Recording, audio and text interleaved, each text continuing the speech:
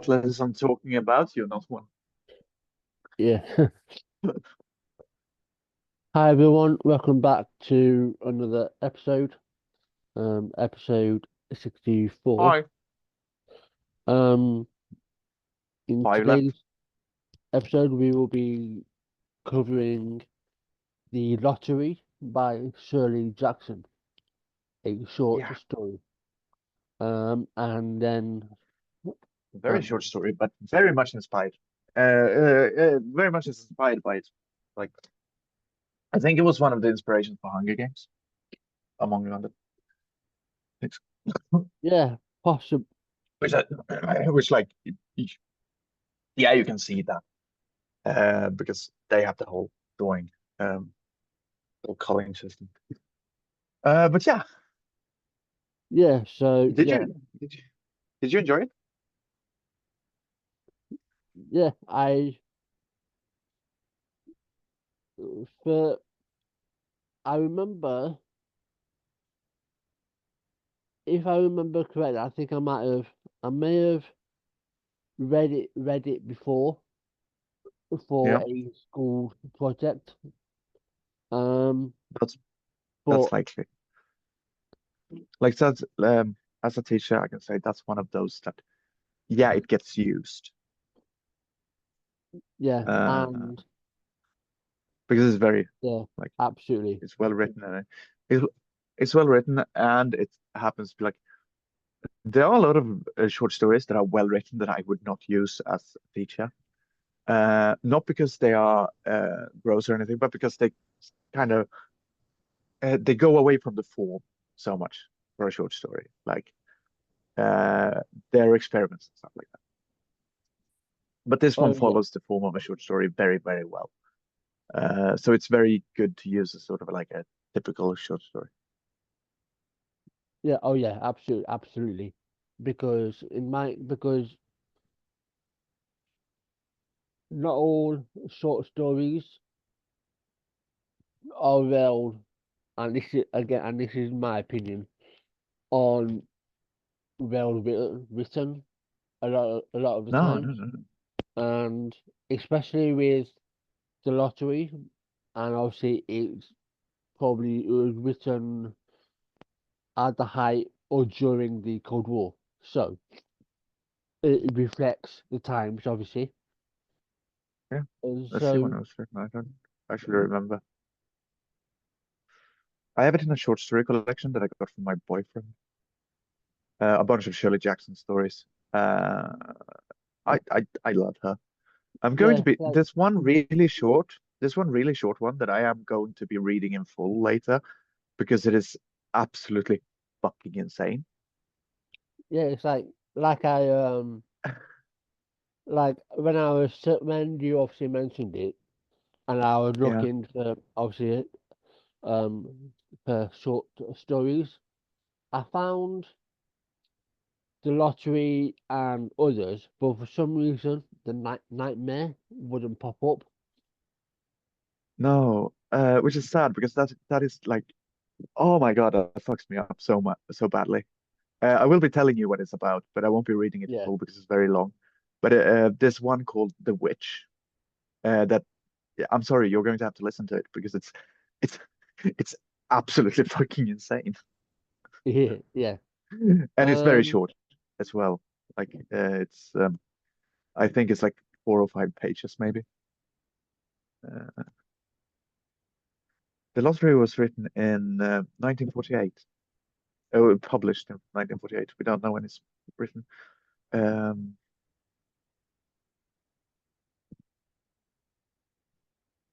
yeah. Um, yeah. Um, I so have a weird. I am I weirdly soft spoken today, or is it just me?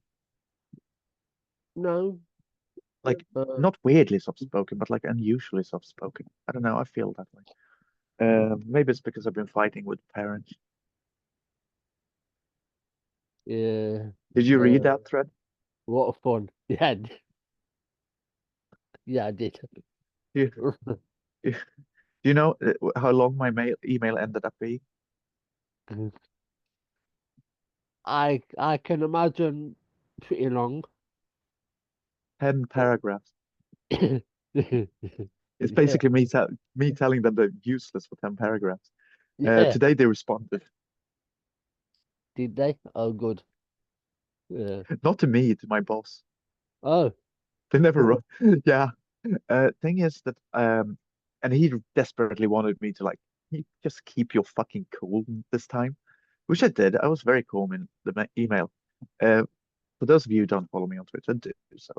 But basically, what we're talking about is that I was um for the first time in my entire career as a teacher, I got a complaint that a student was passing, and it's a student that like the parents said that he knew that he shouldn't be passing because he didn't understand the it's not homework. I don't do homework, but he didn't understand the assignments, which they knew because they were doing it for him.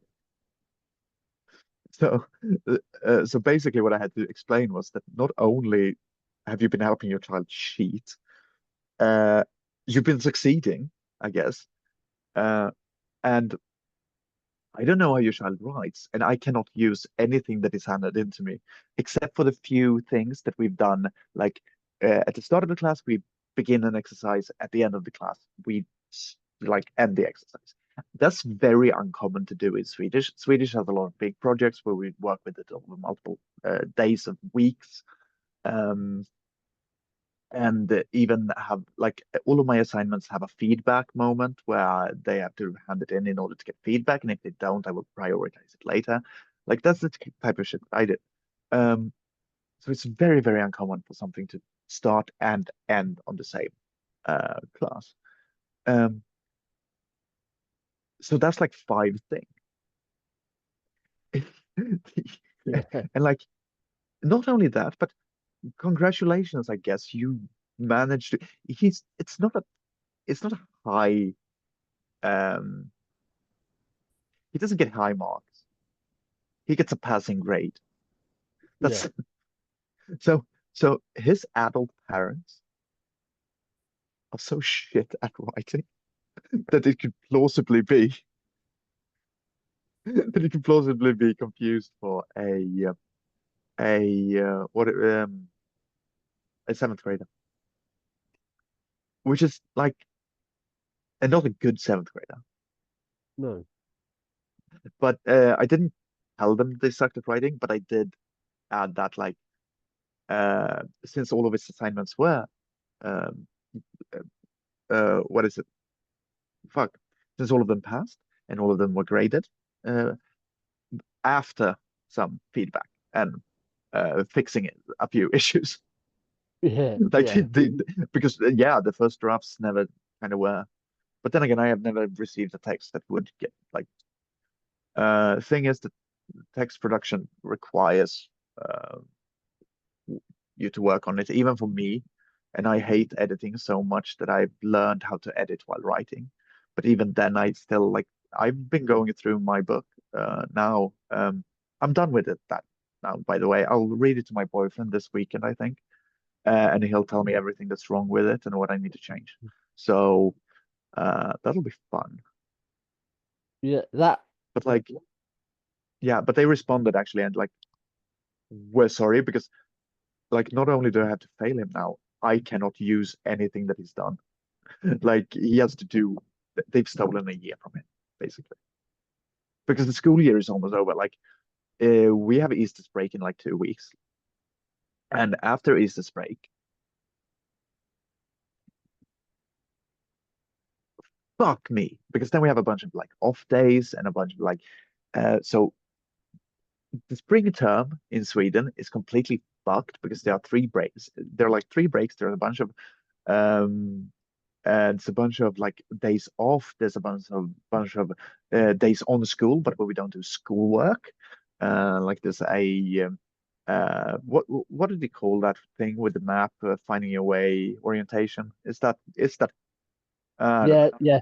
Yeah. Yeah, this one day where they do that, this one day where they run, this one day where they have to fight all they have to like fight. That's something weird. They have to compete against all the teachers for like in different sports.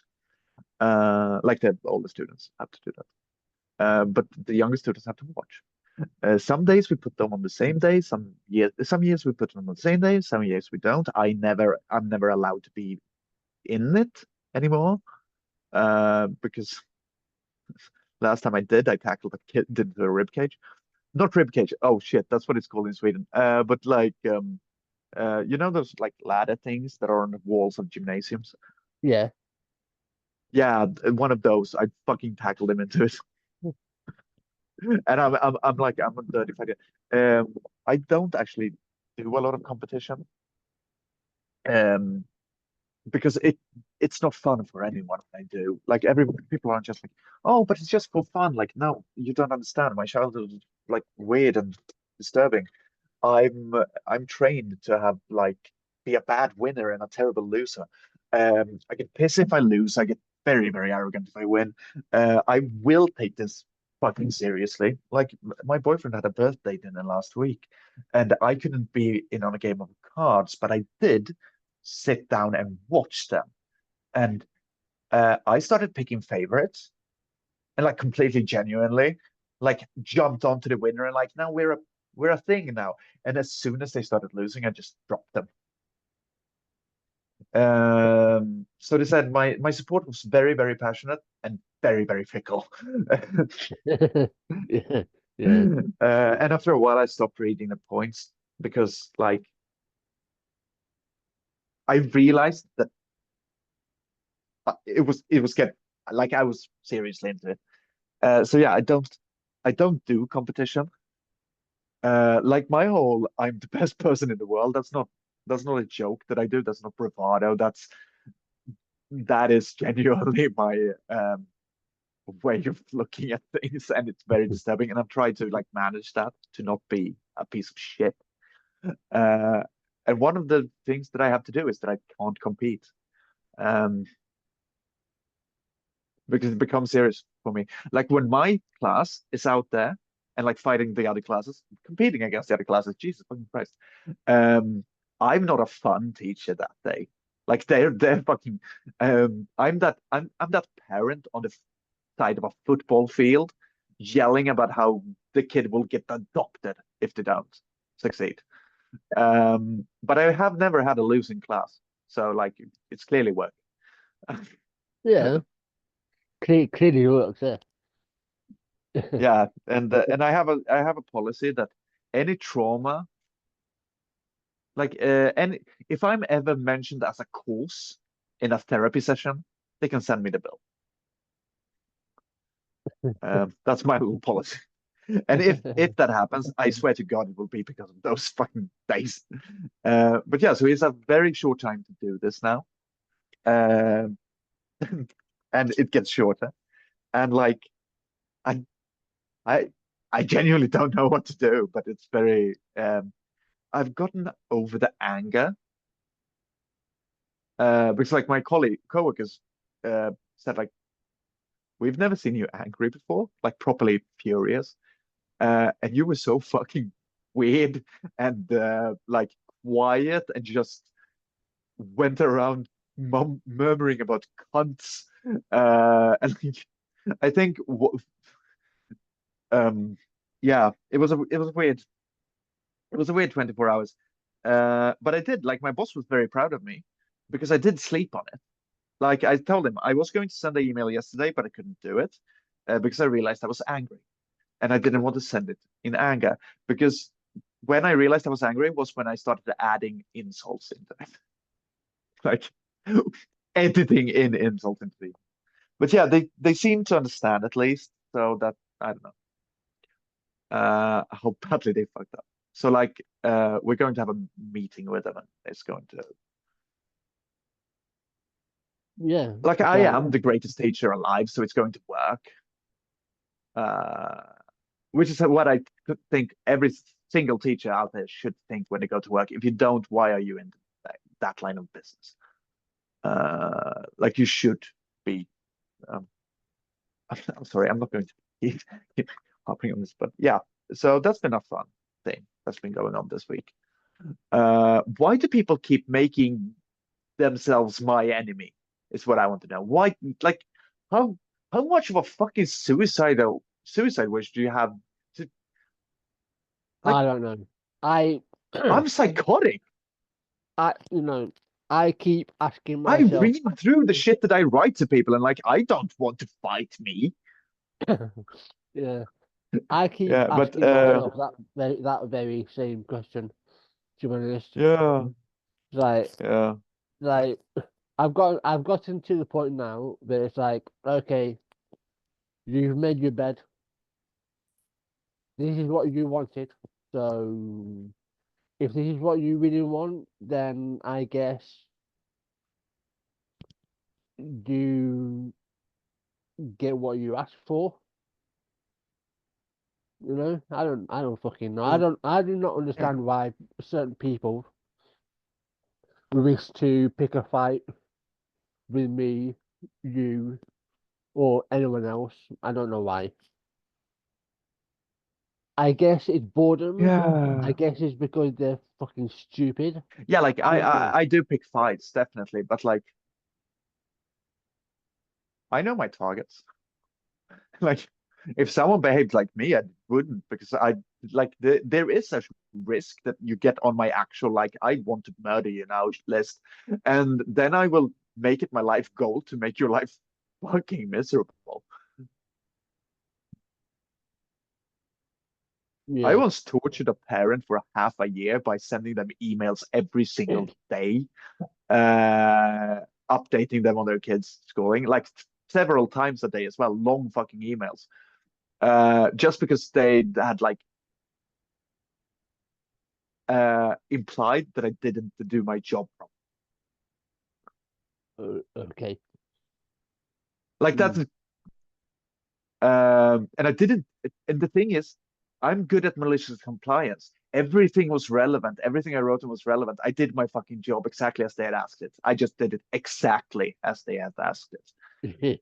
Because Yeah. So, yeah. making people Certain. wish that they, Mm, yeah. yeah, making people regret their wishes is like, mm, fucking, y- Yeah. uh, Yeah. I don't. I will never. I will never understand certain parents. Like, what is your logic? Like, you have a teacher that doing everything they can. They do their job well, right? They treat your child as a child. Like, like, what more do you want from them? Like, I don't fucking know. This is why I will yeah. never do that. This is why I will never do very well as a teacher, because because not because I don't like children. Mm. It's just that I would completely lose my shit with stupid parents. Not all parents, Oh but yeah, like certain parents. oh yeah, fucking everyone, all of them, everyone. No, but the good one knows to leave me the fuck alone. Yeah. Like that's how I measure a good parent when it comes to this. Leave me alone. Let me do my fucking job. Um, don't ask questions. I'm like I said, okay. Um, I actually told like my coming. We met our future students, like the ones we get next year when our current students have moved on. And I met the parents, and like we were on a like open house thing, and I just told them that everything that you hear at home about what happens in the classroom is probably true, but I promise you there's a good reason for it. And like for the first year, you can definitely hit me up and like ask. Make sure to spell my name right. I spell my dead name very weirdly, and it means that they don't always get their emails to me properly, and and then it gets really mad that I haven't responded to them for like fucking 6 months. Uh, Yeah. and that added to the fact that I also just generally genuinely sometimes don't fucking respond to them because I haven't read my emails in a while. I'm like I'm so good. I'm so happy that I'm good with like in the classroom because otherwise I would be fucking thrown out of that place in a second. The way that I fucking like just disregard my fucking duty. Yeah, openly as well, like maliciously, and like uh whenever someone says something about it, like who's above me, I just stare them dead in the eye and say, "So fire me." yeah,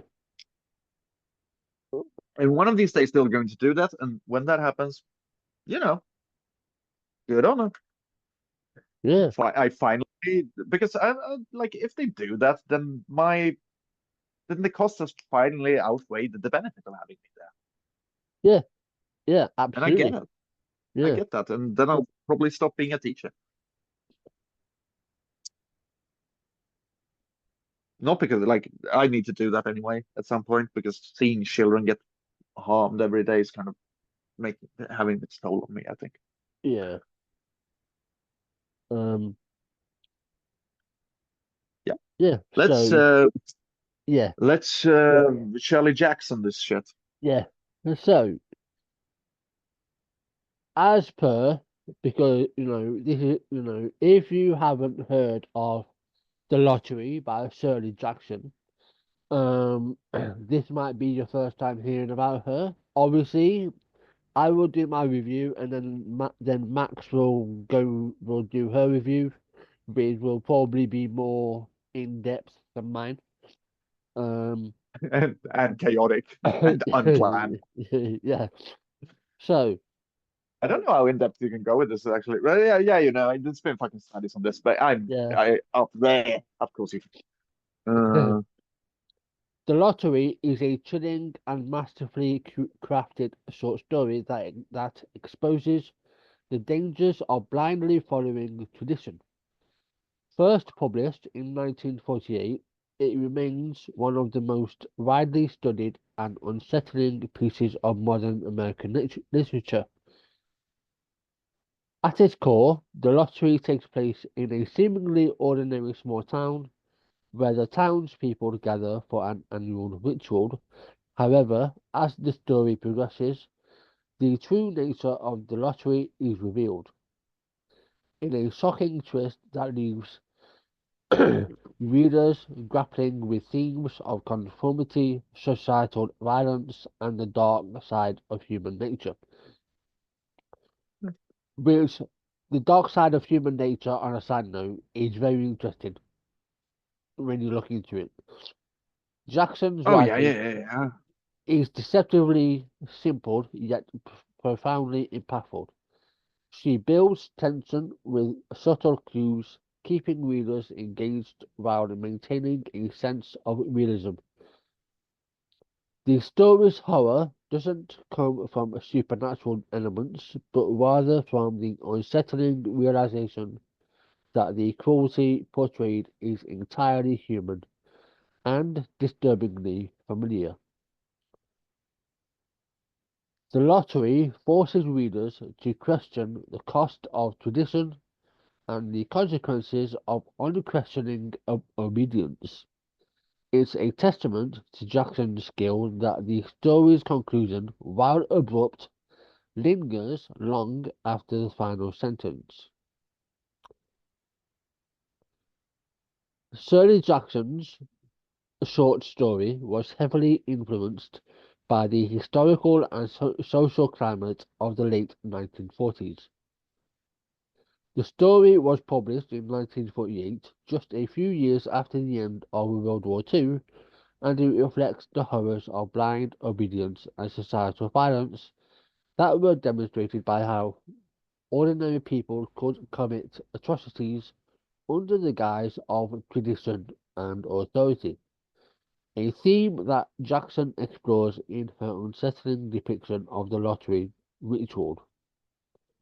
Additionally, the story was written during the early years of the Cold War, a time when American nationalism was rising and fear of communism led to widespread persecution. How ironic is that so true now, given the state of the US? But anyway, Yeah. uh, communism led to The widespread. capitalism works very, very well for you, you fucking idiots. Yeah, Nice, nice job. Nice job breaking it, hero. uh, Communism led to widespread persecution. The Second Red Scare saw individuals being scrutinized for their political beliefs, and Jackson's story can be interpreted as a critique of how societies unquestioningly follow harmful traditions out of fear. Jackson also drew inspiration from small town life in North Bennington, Vermont, where she lived.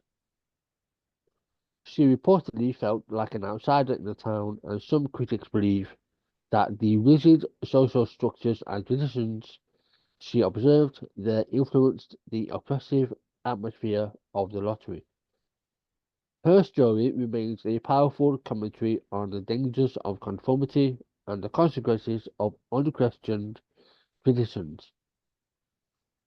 So you can imagine from that, and admittedly, that's probably the shortest review I've done, but Yeah, but like it's also the shortest thing we've done. yeah, and it's like so you have to look, so you have to bear in mind that obviously the lens, the lens she was viewing the world, obviously, it was at the end of the Cold War, World War Two. You know, you had communism, nationalism. So it's that a snapshot. Otherisms. Yeah, So and it's a yeah, good one as well. It uh, is fucking bleak though. yeah. Like there's I not mean, there's no yeah. whenever you read a short story or a novel from that period, obviously, it's going to have a bleak read through it all. Yeah. So Shirley Jackson does have a very bleak, like they are not. There's not much hope in Shirley Jackson's stories. I no, would say. I like it. I like it. It's good. It's nice. There's a very very what do you say? It's like it's very much humanities yeah, she's in there. almost Like questioning humanity in a way. yeah, but like she has a very like sympathetic view of people. I like in the sense that not sympathetic view of people, but like a deep love for the for like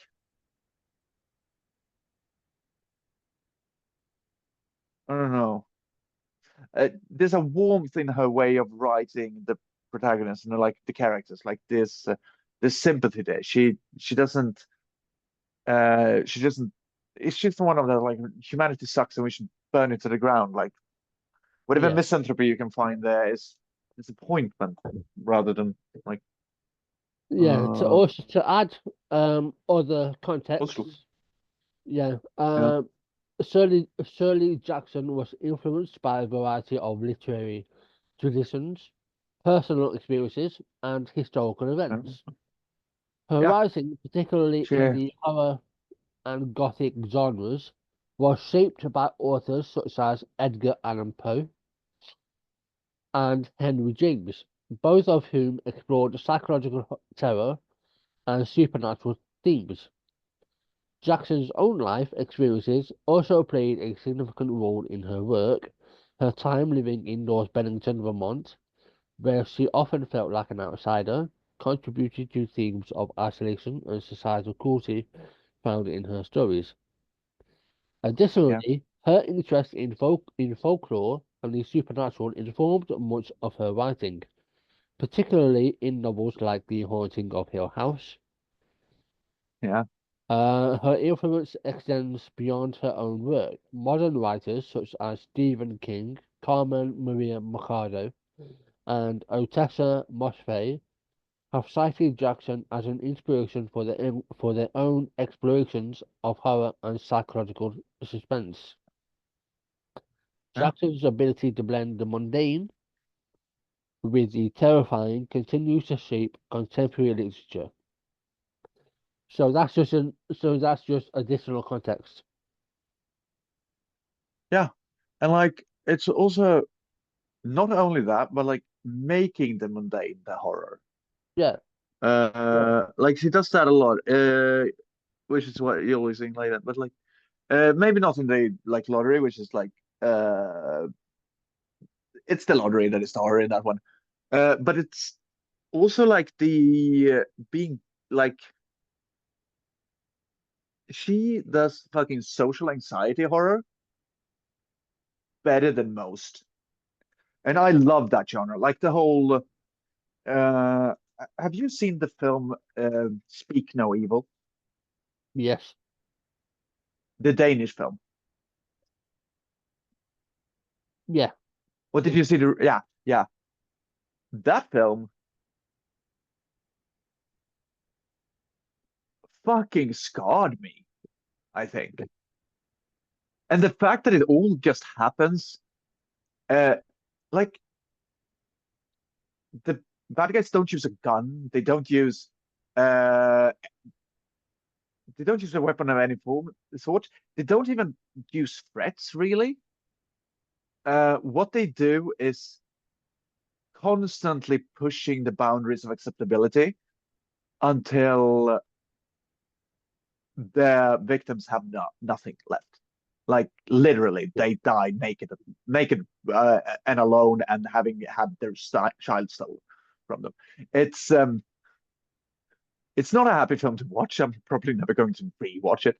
But it's like the horror of how far you can get a person to go just because they don't want to have to tell you no if you do it in the right way.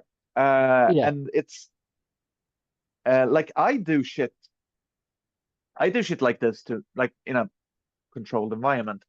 Uh, I sometimes force my students into weird little tests that I do without telling them, and then I tell them afterwards.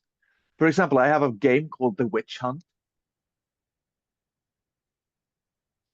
in which we all the students are supposed to figure out who the five witches that I've talked to in classes.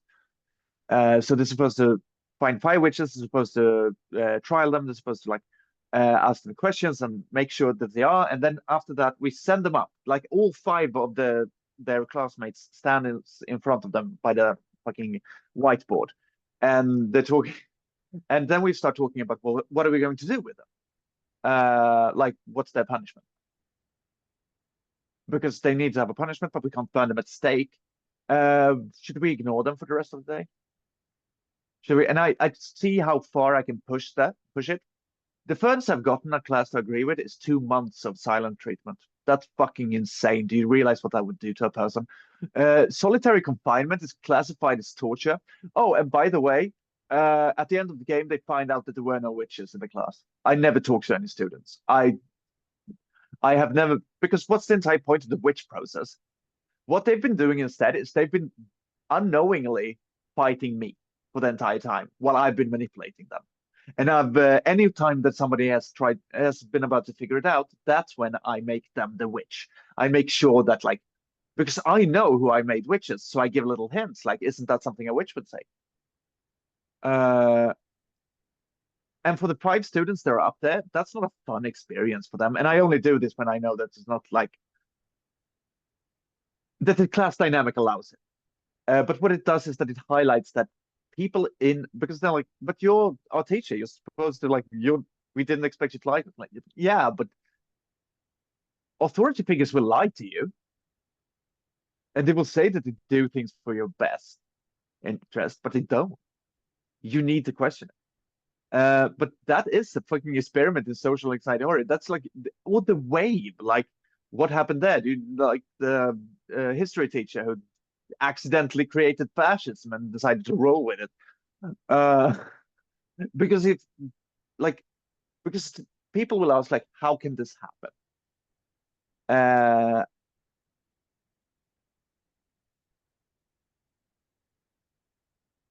and the reason it happens is for the same reason that it happens in the lottery, or for the same reason that it happens in my classroom,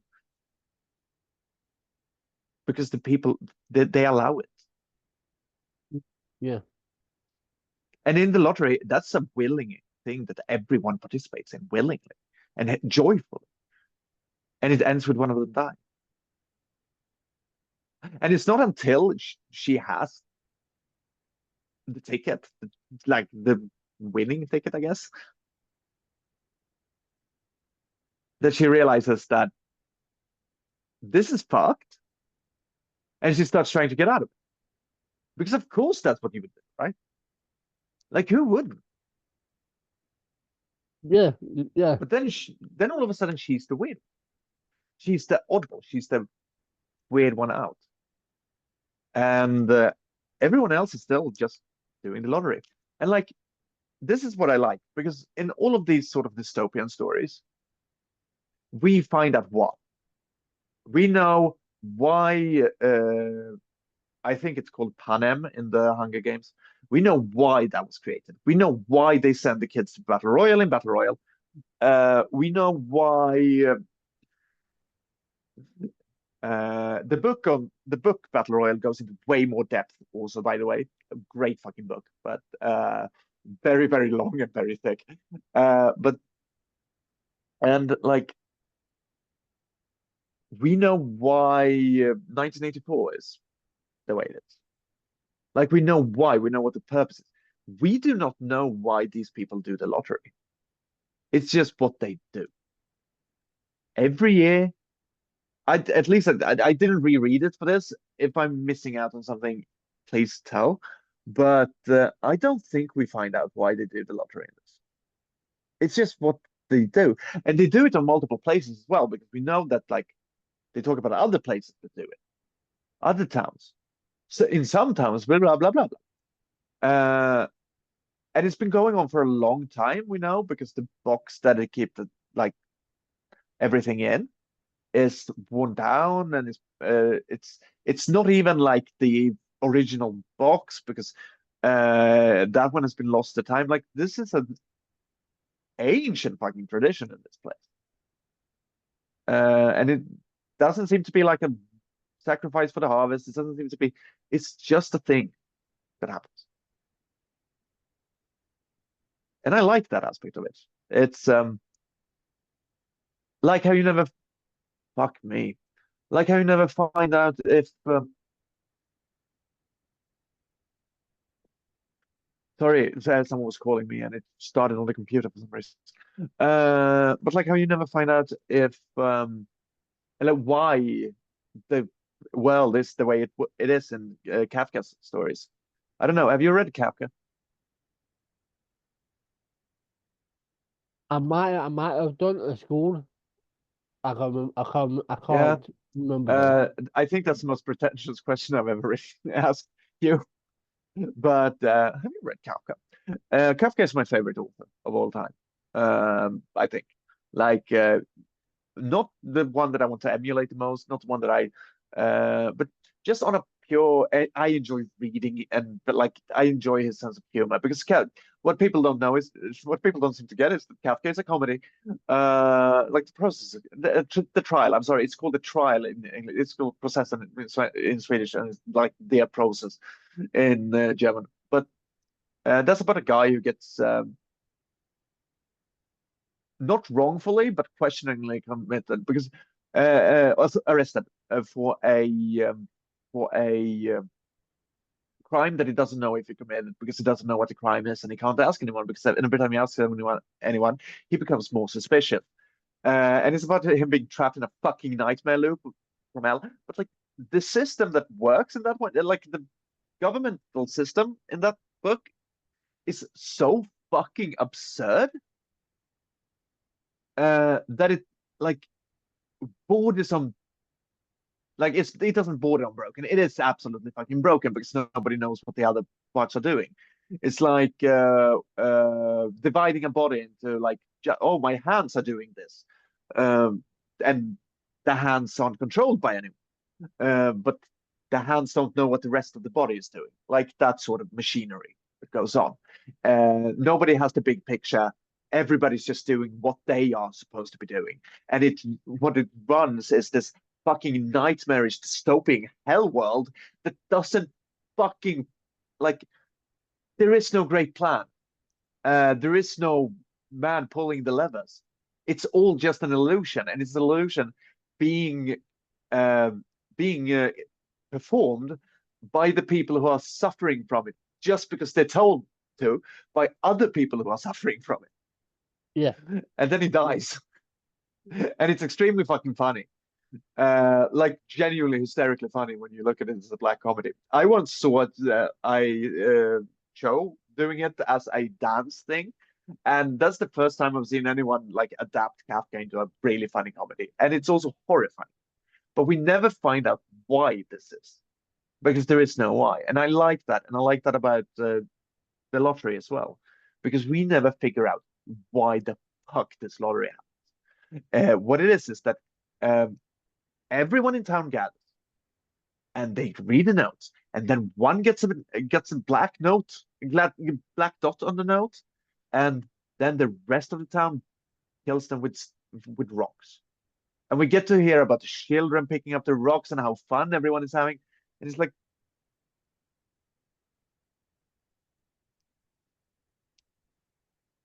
and yet the horror doesn't really come from her being killed at the end. It comes from her being pushed out of the group.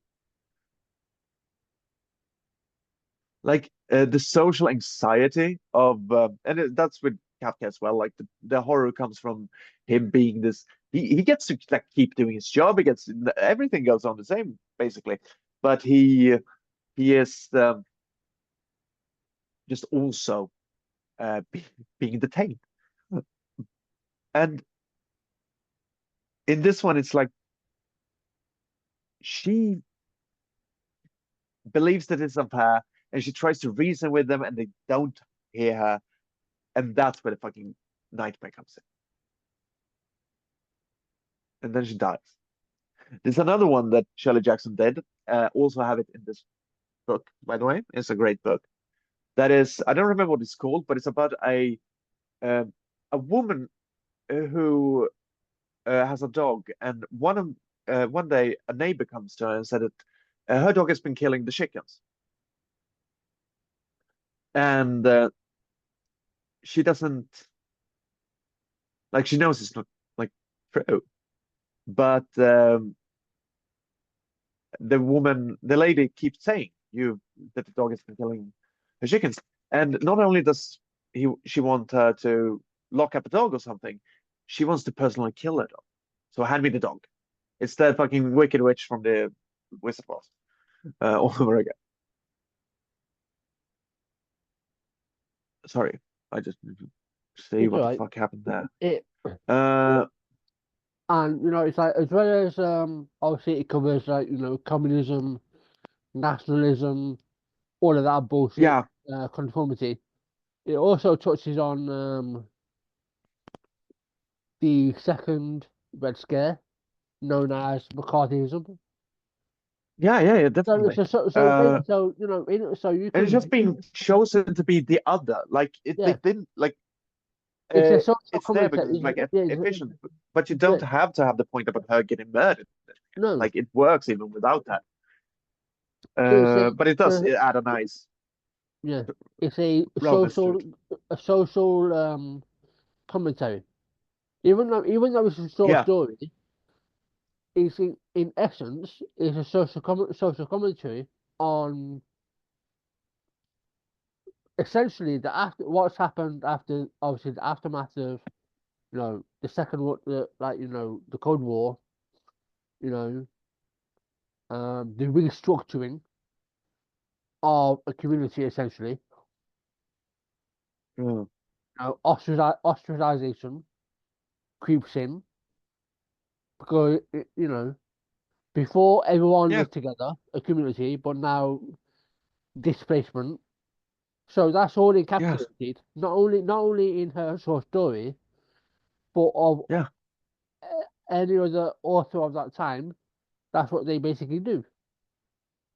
yeah. They take a snapshot, their view of what they're seeing from their lens, and they put it to paper, and it's a yeah, social commentary.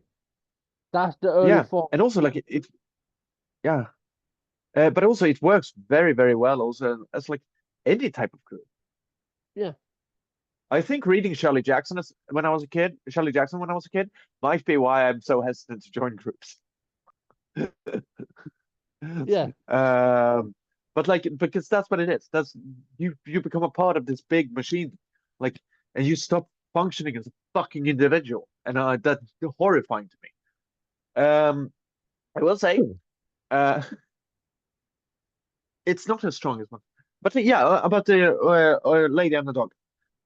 So old lady, dog has been old lady neighbor comes up, says, "Your dog has been killing my chickens." To this woman, wants to kill the dog. The woman doesn't let her, so she runs off to her friend, to some other neighbors, I think it is first, and like, "Did you hear what that fucking bitch said about my dog?" And for some reason, they believe the other neighbor, and everyone she goes to always believe that her dog is guilty, and they want the dog to fucking suffer, and they want to kill it or her. Or maybe they should just, yeah, let's tie a dead chicken to it and have like a rotten chicken, uh, so that it can't run away from it. And then it will be horrified by that smell and it will be traumatized. And like they have all this, they start discussing what to do with this poor lady's dog. And they don't, they refuse to, they completely refuse to listen to that. And that's kind of awful. Yeah. And then the one that I told you about, Nightmare. That's about a woman who works as a secretary, and she has to go to a place for a boss and leave a box. She has to leave a box. So she's walking, and she's wearing. I think I'm going to find the actual description. Uh, um, she was wearing Miss Tony Morgan, going from the subway to her office, settled a soft, sweet smile on her face and let it stay there while her sharp tapping feet went swiftly along the pavement. She was wearing a royal blue hat with a waggish red feather in it, and her suit was blue, and her topcoat was topcoat a red and grey tweed. Um, and her shoes were thin and pointed and ungraceful when she walked. They were dark blue with the faintest line of red edging on the sole. She carried, yeah, she carries a blue pocketbook in a box. Uh, and then she starts seeing posters that says, "Find Miss X." And she's like, "Oh, cool." And the posters say, "Find Miss X. Your reward will be, say, $10,000." And it's like outlandish amounts of money in the time that it was written, and outlandish amounts of money in general to win just to find some person. Find Miss Box. No, find Miss X. She's wearing red. She's wearing a blue hat with a red feather in it, and her top coat is red and gray. She's wearing a blue suit, and she has dark blue gloves and shoes. Like they describe her essentially. Because and then she starts hearing someone shouting, "Find Miss X!" And it's like a car going around. Um, and she's carrying a big box. And then she kind of loses it for a bit because she thinks she's being stalked as she's carrying this box, and it's a long way to the place that she needs to leave the box. So she keeps going, and eventually she runs into a clothing store, buys new clothes, and then leaves. Like, because her thought is no, because she doesn't think she's being stalked yet. Her thought is that they will confuse her for Miss X, and wouldn't that be embarrassing? Then they would get so angry because she's not Miss X. Why is she wearing same clothes? She should go in. So she goes in and she buys some new clothes, and then she goes out, and then we get a description of Miss X again, and it's her new fucking clothes she's wearing, and she starts like trying to escape from this fucking nightmare, and everyone is just looking for her all the time, and people are starting to look at her, and people are like starting to follow her, and it's just this fucking nightmare. which is like why it's called a nightmare. Why it's called nightmare. And I won't say how that ends because like it's very funny, but it is just that experience of I don't know what the fuck is going on, and when someone who does know what the fuck is going on is going to mistake me for thinking I know what the fuck is going on when I don't, I'm I'm going to get in such trouble. Like that's her issue. She doesn't want to get in trouble.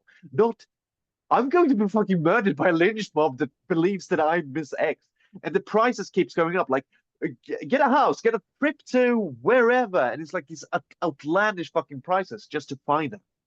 And again, we never find out what's going on. We never find out what happens. She has another story that goes about it's a wife that is very she feels uncomfortable because for the first time her husband hasn't said this in the morning,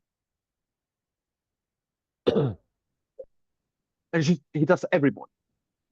And she tells him this as he drives to work, and he starts getting like, "Do I really say this every morning?" And he starts asking his coworkers, "Do I often say these kind of things?" And like, "Yeah, you're a person of like routines and stuff. We get it. That's one of the things that that's why you're so dependable." And then he gets home from work, and he's like, "Oh, I've had such a weird day because of what you said this morning." And then she fucking kills him because he didn't say another thing that he always says. And that's upset her. And like it's these kinds of stories, these kind of weird scenarios with weird people breaking societal norms and either being fucking hated for it or being like the ones who are with it's often about the mob being turned against you. Like when you are not a part. She also did one that is genuinely heartbreaking to think about because I'm going to tell why later, but it's about a woman who follows her husband or fiance or something, whatever. Because she believes that he's cheating on her. So she starts following him, and she gets to this apartment building, and she goes in, and there's this door there, and she can hear his laughter on the other side of the door, and she's knocking on the door trying to get in, but nobody opens. And then she leaves. And then the next day she comes back. And it's just about how she's standing outside of the store and she's hearing laughing at the other side and she's hearing him talking to someone and like what they're doing. She can hear it, but she can't get in and she's not let in. And that is still like genuinely a heartbreaking story. It's a wonderful story. It's beautiful. And it's horrifying. And it's even more horrifying when you realize that Shirley Jackson's husband was a serial adulterer.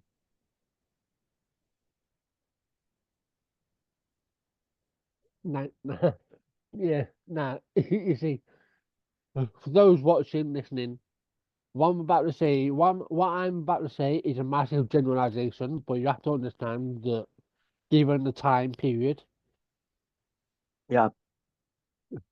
men being again, women can be adulterers too, but especially at this time, that was common for men Oh yeah, to very much. be adulterers. Uh So you have to yeah, and like be careful that this is like 1940s.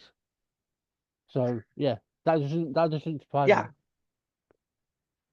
no, not me neither. But it shows where because yeah, you say she drew from her own life, yeah, and she had a fairly hard life, like a Yeah, sad life, it seems, which is too bad because by all accounts she seems to have been a lovely person. Like interviews and stuff, like she genuinely seems to have been like a good person, and I think you can see that in her writing. Like it's not mean spirited, even though it could definitely be. Like her scenarios are mean spirited, but the short stories aren't. Uh, I really recommend reading her if you ever, dear listener. And now I am going to be reading I'll see where it is. It's very short and it's completely fucking insane. It's The Witch. This is what I'll be closing out on, I think. Just to give a tape. And it's yeah, The Witch. The coach was so nearly empty that the little boy had a seat all to himself, and his mother sat across the aisle the on the seat next to the little boy's sister, a baby with a piece of toast in one hand and a rattle in the other. She was strapped securely to the seat so she could sit up and look around, and whenever she began to slip slowly sideways, the strap caught her head and held her halfway until her mother turned around and straightened her again. The little boy was looking out the window and eating a cookie, and the mother was reading quietly, answering the little boy's question without looking up. "We're on a river," the little boy said. "This is a river, and we're on it." "Fine," his mother said. "We're on a bridge over a river," the little boy said to himself. The few other people in the coach were sitting at the other end of the car. If any of them had occasion to come down the aisle, the little boy would look around and say, "Hi," and the stranger would usually say, "Hi," back, and sometimes ask the little boy if he was enjoying the train ride. We even tell him he was fine big fella. These comments annoyed the little boy, and he would turn irritably back to the window. "There's a cow," he would say, sighing. "How far do we have to go?" "Not much longer now," his mother said each time. Once the baby who was very quiet and busy with a rattle and a toast, which the mother would renew constantly, fell over too far sideways and banged her head. She began to cry for a minute. There was noise, and there was noise movement around the mother's seat. The little boy slid down from his own seat and ran across the aisle to pet his sister's feet and beg her not to cry. And finally, the baby laughed and went back to her toast. And the little boy received a lollipop from his mother and went back to the window. "I saw a witch," he said to his mother after a minute. "There's a big, old, ugly, bad old witch outside." "Fine," the mother said. "A big, old, ugly witch, and I told her to go away, and she went away."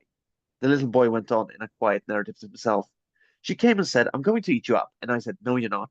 And I chased her away, and I chased her away, the bad old mean witch." He stopped talking and looked up as the outside door of the coach opened, and a man came in. He was an elderly man with a pleasant face under white hair. His blue suit was only faintly touched by the disarray that comes from a long train trip. He was carrying a cigar, and when the little boy said, "Hi," the man gestured at him with the cigar and said, "Hello yourself, son." He stopped beside the little boy's seat and leaned against the back, looking down at the little boy, who craned his neck to look upwards. "What are you looking for out that window?" the man asked. "No, what are you looking for out that window?" the man asked. "Witches," the little boy said promptly. "Bad old mean witches." "I see," the man said. "Find many?" "My father smoked cigar," the little boy said. "All men smoke cigars," said the man said. "Someday you'll smoke a cigar too." "I'm a man already," the little boy said. "How old are you?" the man asked. The little boy at the eternal question looked at the man suspiciously for a minute and said, 26, 848. His mother lifted her head from the book. "Four," she said, smiling fondly at the little boy. "Is that so?" the man said politely to the little boy. 26. He nodded his head at the mother across the aisle. "Is that your mother?" The little boy leaned forward to look and said, "Yeah, that's her." "What's your name?" the man asked. The little boy looked suspicious again. "Mr. Jesus," he said. "Johnny," the little boy's mother said. She caught the little boy's eye and frowned deeply. "That's my sister over there," the little boy said to the man. "She's 12 and a half." "Do you love your sister?" the man asked. The little boy stared, and the man came around the side of the seat and sat down next to the little boy. "Listen," the man said. "Shall I tell you about my sister?" But my little sister. The mother, who had looked up anxiously when the man sat down next to a little boy, went peacefully back to her book. Tell me about your sister, the little boy said. Was she a witch? Maybe, the man said. The little boy laughed excitedly, and the man leaned back and puffed his cigar. Once upon a time, he began, I had a little sister just like yours. My little sister, the man went on, was so pretty and so nice that I loved her more than anything in the world. Shall I tell you what I did? The little boy nodded more vehemently, and the mother lifted her eyes from her book and smiled, listening. I brought her a rocking horse, and a doll, and a million lollipops, the man said. And then I took her, and I put my hands around her neck, and I pinched her, and I pinched her until she was dead. The little boy gasped, and the mother turned around, her smile fading. She opened her mouth and then closed it again as the man went on. And then I took, and I cut her head off, and I took her head. Did you cut her all in pieces? The boy asked breathlessly. I cut her head, and her hands, and her feet, and her hair, and her nose, the man said. And I hit her with a stick, and I killed her. Wait a minute, wait a minute, the mother said, but the baby fell over sideways just at that minute. And by the time the mother had set her up again, the man was going on. And I took her head, and I pulled out all her hair, and your little sister? The boy prompted eagerly. My little sister, the man said firmly. And I put her in a cage with a bear, and the bear ate it. Ate her head up? The little boy asked. The mother put a book down and came across the aisle. She stood next to the man and said, Just what do you think you're doing? The man looked up courteously, and she said, Get out of here. Did I frighten you? The man said. He looked down at the boy and nudged him with an elbow, and the little boy laughed. This man cut up his little sister, the little boy said to his mother. I can very easily call the conductor, the mother said to the man. The conductor will eat. The conductor will eat my mommy, the little boy said. We'll chop her head off too. And the little sister's head too, the man said. He stood up, and the mother stood back to let him get out of the seat. Don't ever come back to this car, she said. My mommy will eat you, the little boy said to the man. The man laughed, and the little boy laughed, and then the man said, Excuse me, to the mother, and went past her out of the car. When the door had closed behind him, the little boy said, How much longer do we have to stay on this train? Not much longer, the mother said. She stood looking at the little boy, wanting to say something, and finally she said, You sit still and be a good boy. You may have another lollipop. The little boy climbed down eagerly and followed his mother back to her seat. She took a lollipop from a bag in the pocketbook and gave it to him. What do you say? She said. She asked. Thank you, the little boy said. Did that man really eat up his little sister? He cut up his little sister into pieces? He was just teasing, the mother said, and added urgently, just teasing. Probably, the little boy said, with his lollipop. With his lollipop, he went back to his own seat and settled himself to look out the window again. Probably he was a witch.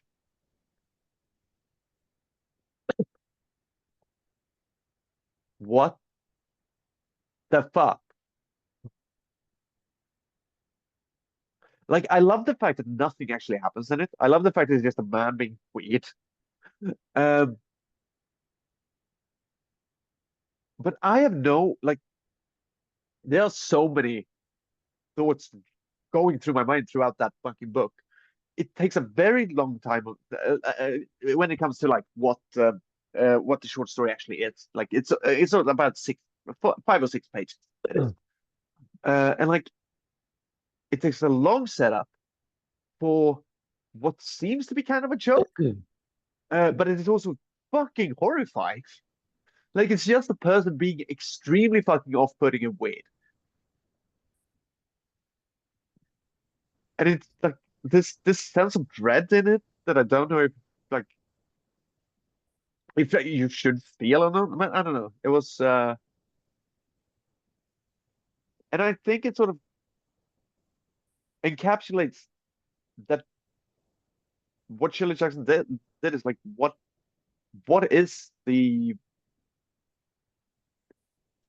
what's the most uncomfortable situation we can get in this uh story, and how do we make it more uncomfortable? Like, Yeah.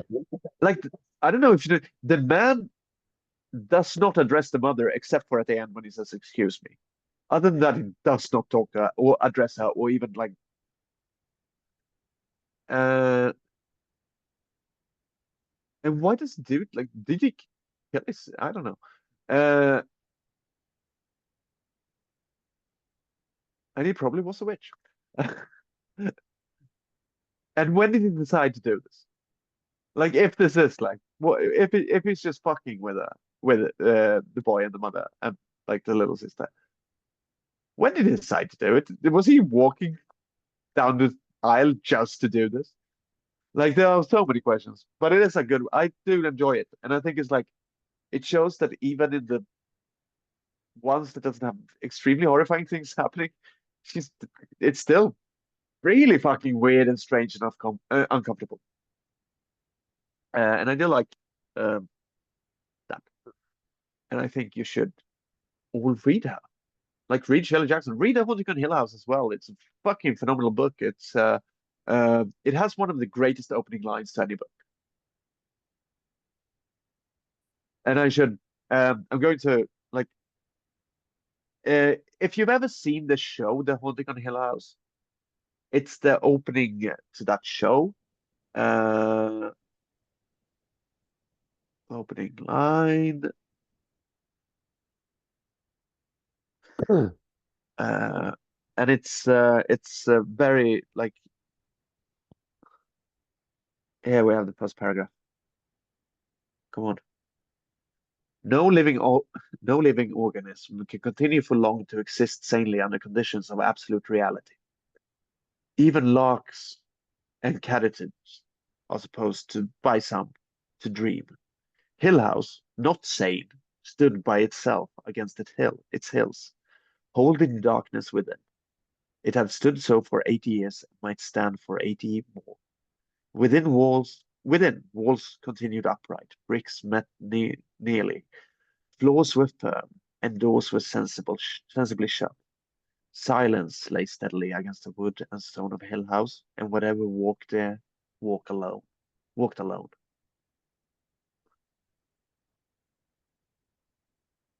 That is beautiful. Yeah. And with that, I'm done. I'm really getting my like master's degrees work here. Like, we're doing literature, and like, what do you think I Yeah. have a master's in? Well, literature and linguistics. Yeah. That. So if you just start doing grammar as well, that would be. I'm going to be teaching you grammar for this next. Uh, no, I'm sorry. That would be genuinely horrifying.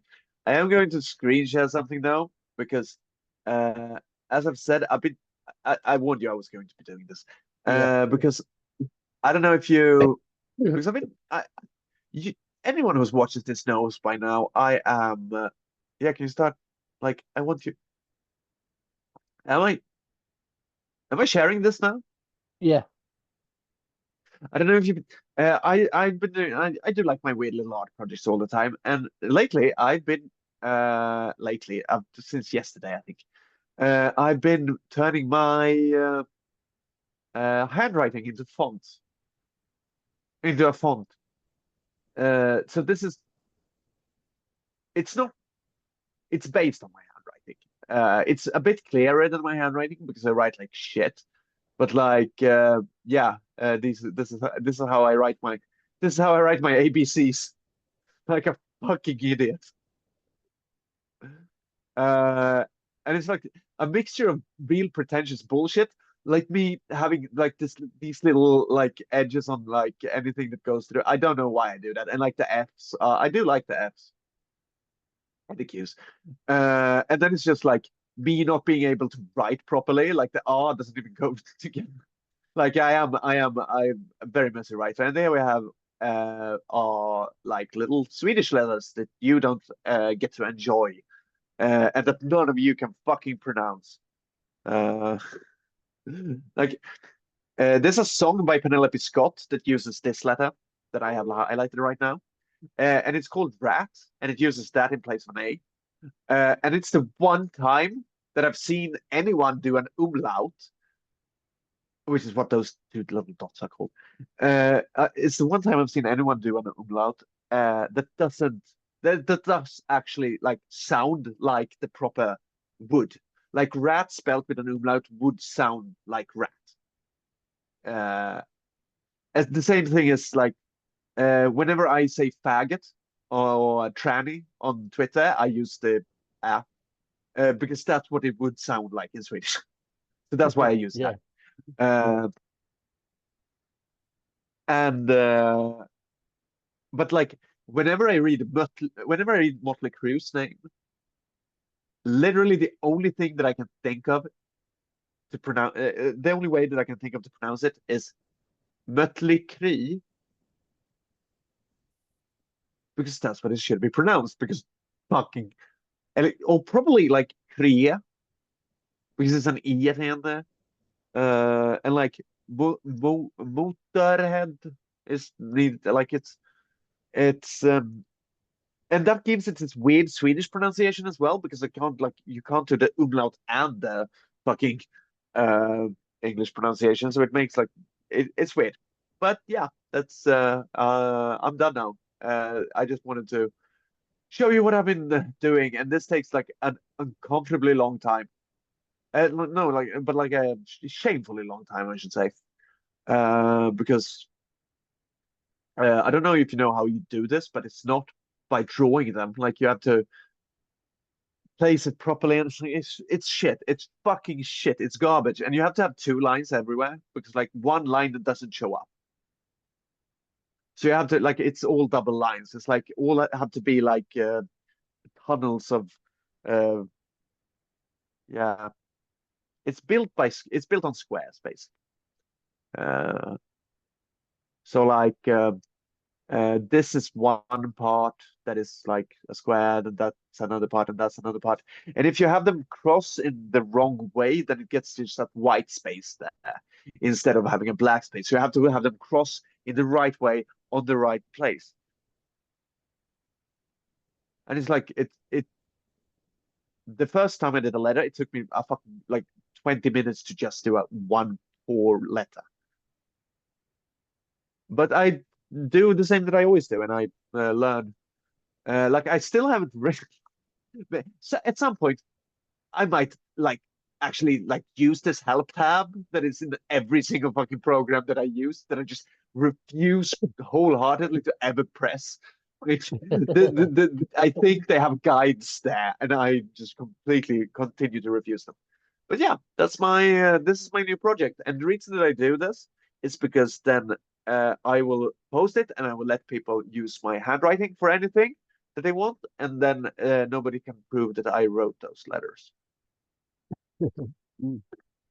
And you don't know what letters I'm talking about yet, but trust me, people, um, you will. They all will. Bye. Yeah. Yeah, I'm done now. Now I'm going to yeah grab a smoke and then like go to bed. Yeah. Yeah. Um, so yeah. If this was your first time hearing about Shirley Jackson, then do go check out Call up your English her. teacher and threaten them because Yeah. they didn't do their fucking job. No, do go check her out. Check her books out. Um, and check out other authors as well. Check out Alan Edgar Poe, Henry James, Yeah. and other authors. But yeah, I'd start. I'd start with The Lottery and Yeah. then move on. Like read good literature, people. Yeah, Stop reading Harry Potter. yeah. Good literature is And like, important. It's but important. yeah, And like, by the way, stop going to Goodreads. That place is Yeah, a fucking cesspool. I hate. Ugh, fuck you. We're going to rate the best book ever like a fucking 3 star because we can't. I know that it's user generated scores, but like, I fucking hate popular opinion.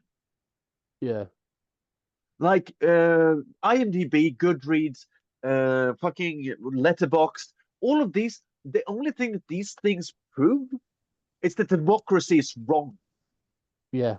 I understand the Goodreads is basically a platform for new authors to put their work on there, Yeah, and I'll be it putting my serves its book on purpose, there, and everyone will hate it.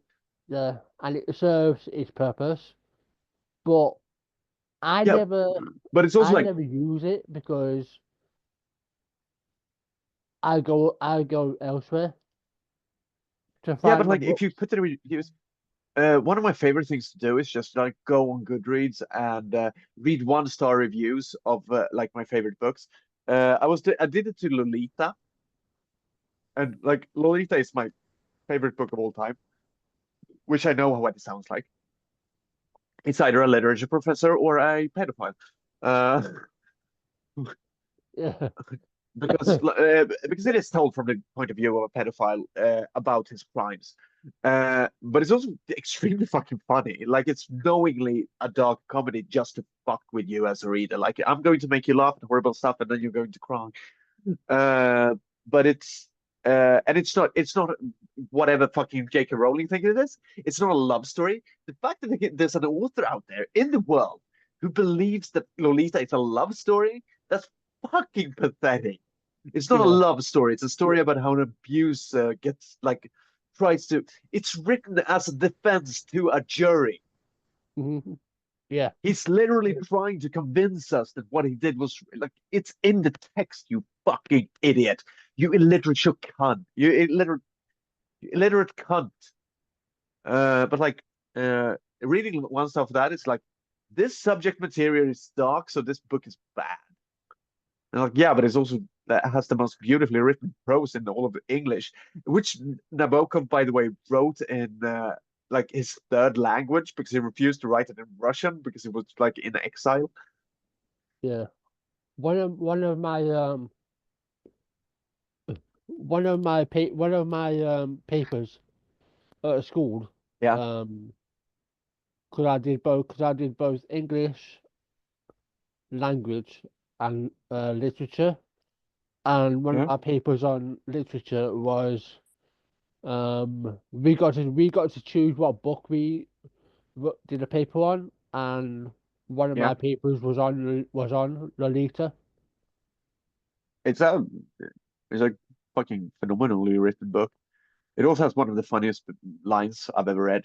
My mother died in a freak accident. Parentheses. Thunder. No, parentheses.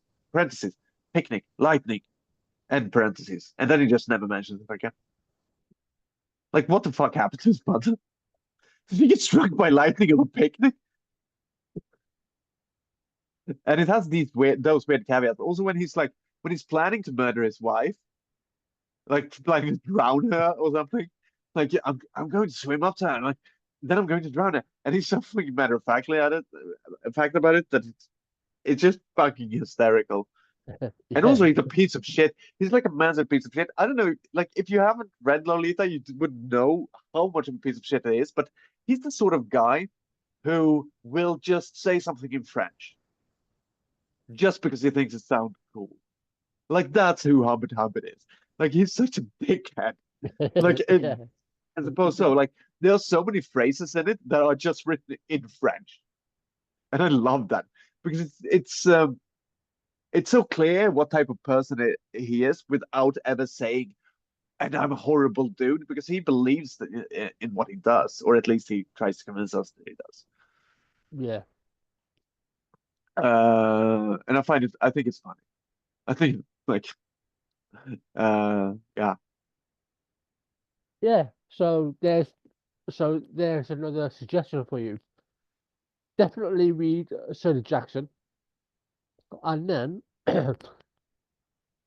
read Lolita if you could if you Yeah, could get hold of a copy.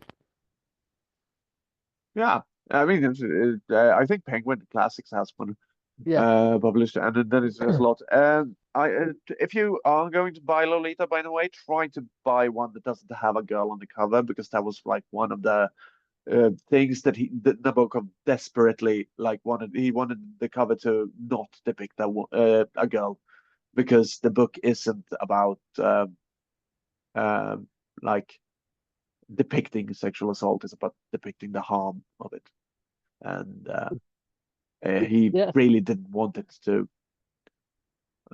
Like the poster of the film is kind of a fucking antithetical to what the book is. Also, they made her older in the film, which is we're going to adapt Lolita, and then we're going to make her old. We're going to age her up to make it less uncomfortable. Like, no, it's supposed to be uncomfortable, babes. It's not. You're not supposed to not be discomforted by this. They made her like 14, yeah, which is still young, but like her being 12 is kind of important because it's about his whole theory on everything. yeah, I yeah, this welcome to the literature hour. Let's talk about pedophiles. yeah, Uh, yeah, yeah, let's end this. yeah.